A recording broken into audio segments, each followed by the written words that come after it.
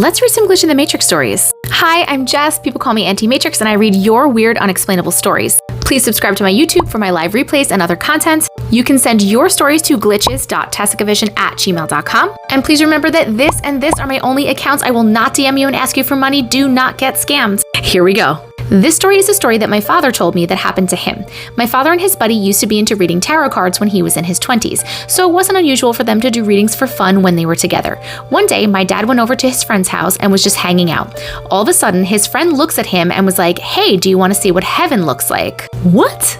And my dad was confused. He was like, "What are you talking about?" And his friend said, "I can use these cards to show you what heaven looks like," while holding the tarot cards in his hands. I don't like where this is going. My dad, fully trusting him because they had always read together, was like, "Sure, okay." So my dad's friend started pulling cards and telling the meanings, and all of a sudden, my dad felt a horrible sense of darkness, and all he could see was darkness, and just as he described, evilness filling the room. He instantly yelled at his friend to stop. His friend started acting confused, wondering why he was freaking out. My dad just told him he had to go. He couldn't stand to be there another minute after what he just experienced. Once he got in his truck and drove about a mile down the road, notifications started coming into his phone, blowing up with missed calls, voicemails, and text messages, all from my grandma and my aunt. My dad called my grandma and she started freaking out on the phone, asking him where he had been and why he wasn't picking up.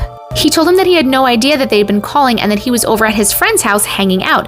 My grandma instantly said, "What are you talking about? We have been trying to call you because